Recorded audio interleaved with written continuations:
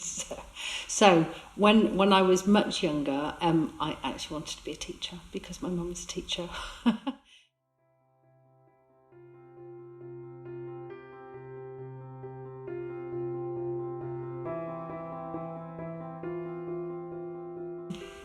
So I'm Nicola Pantaleo.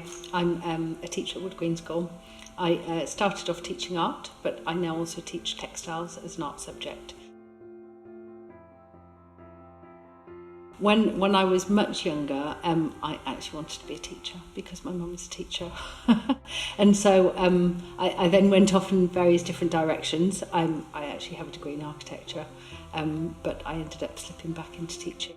I did spend a lot of years teaching English as a foreign language, and then had lots of really interesting experiences there, being able to teach other subjects in English. So I got to teach a bit of catering, a bit of science, and a bit of graphic design and art as well. I've always leaned towards creative things in my sort of out of my career. I'd started thinking about teaching in primary school after my degree, but primary school to then be able to teach all subjects, so there wasn't a particular creative focus really.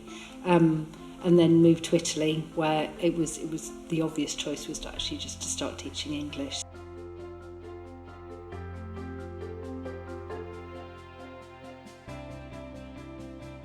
The decision to move to Italy was based on, firstly, my husband had been offered a job over there, which sounded really interesting, and secondly, I did not want to have a go at living in Italy. as an English person, that sounds like a really cool thing to do. I was mainly teaching English as a foreign language, but I had the opportunity to do lots of other things as well. So I would get the occasional translation job.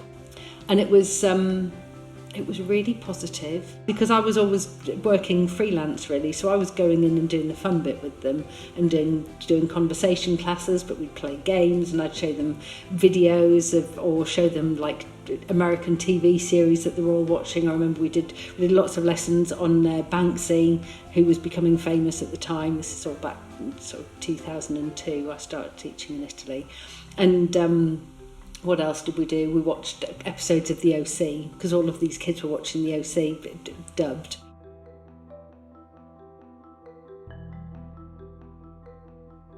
So I think ultimately I decided that once my eldest daughter got to an age where she could start secondary school in England, that would be the sort of make or break time. Because if we were going to move back to England, that would give her sufficient time to have a really good go at English school before she hit anything important like GCSEs or A-levels. So I actually decided when we moved back to England, because my youngest daughter was only 3 and she was only doing nursery part-time, so I decided to just have a break and then decided to sort of zip myself into action the second year that we're here. And the local secondary school where my daughter was going was just advertised for a teaching assistant, and I thought, well, actually that would be quite nice to just kind of dip in without having all of the extra planning and parents' evenings and behaviour issues and various different things that go as being a teacher. So I ended up coming into my current school as a teaching assistant, and then had a really weird route back into the position where I'm at now, because I guess I was in the right place at the right time. My interest in textiles has gone on for years, but I realised that, again, I happened to be in the right place at the right time. Textiles became short as a department, and they needed someone who could go in, who knew how to use sewing machines, was able to deliver some existing textiles lessons. And so I had the good fortune of jumping in. And after the first year, that department, because textiles was taught as a DT subject, so it was much more technical, whereas I'm much more chaotic and arty with it. So I took the opportunity to move textiles into the art department. So I was able to really try and deliver it as an art subject, which involved a huge amount of work on my part, trying to figure out how that would work, how that would link into reintroduced GCSE for textiles, but as an art subject, and try and figure out who the trending textiles artists were, who we should be studying, who we should be looking at, and that was a really exciting journey. So plans for the future, what would be really, really nice is to move things forward and actually try and get A-level students, try and run an A-level course. I think that would be really exciting. GCSE has gone really, really well. I'm really pleased with it. I'm in my third group of GCSE students, and they're great, and they're producing really exciting work. And again, that is sort of thanks to all of these workshops that I've done, where I've been able to sort of teach them lots of new different techniques, which has been really exciting.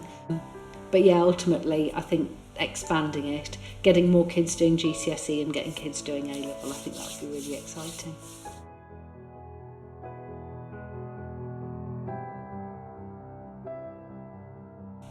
I guess it took me a long time to figure out what I was doing with my life. I did actually start doing a PGCE to train to become a teacher after my degree. I wouldn't really change anything. It would have made sense to have finished that course then, because what I actually had to do was qualify. I actually qualified to become a teacher 5-6 years ago, which seems like a crazy way to do it, because I've been teaching now for nearly 25 years.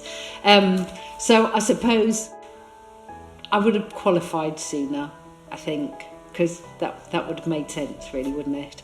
But other than that, no. I mean, things have gone in all sorts of interesting directions. If I'd changed it, I wouldn't have had all the experiences that I've had, and I've had some really great experiences over the last 25 years working in different schools.